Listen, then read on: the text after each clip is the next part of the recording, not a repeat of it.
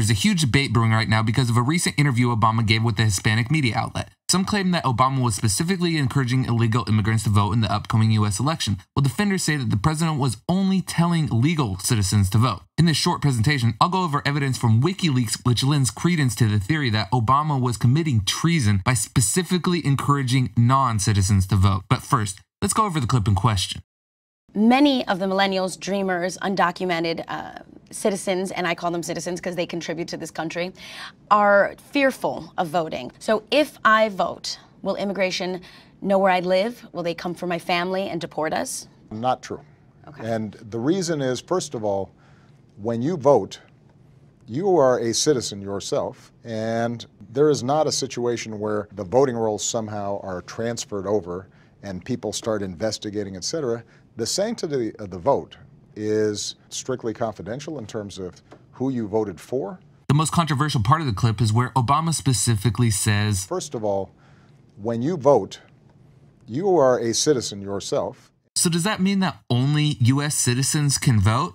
Or is he saying that the act of voting is what makes you become a U.S. citizen? It's hard to tell from the context alone. Maybe Wikileaks can clear things up. The chain starts out with top Democratic pollster and CEO of Beninson Strategies, Joel Beninson, brainstorming ways in which Democrats could turn Republican-backed voter ID laws into a net positive for the left. In the email, Beninson says to Podesta, "I do think we should explore ways to co-opt GOP's argument for photo ID, which has enormous appeal, even among some Dem voters.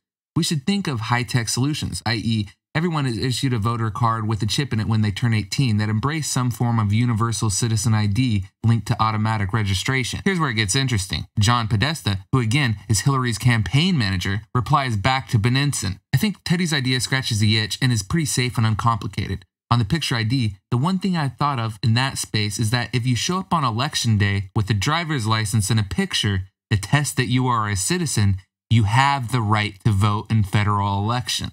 So Podesta thinks that if you simply have a state ID and attest that you are a citizen, you have the right to vote in federal elections. The problem here is that anyone can simply attest to being a citizen. And furthermore, illegal aliens can apply for and receive valid driver's licenses in many U.S. states. Does the idea that simply voting in the U.S. election makes you a U.S. citizen sound familiar to anything else you've heard recently? When you vote, you are a citizen yourself. I rest my case.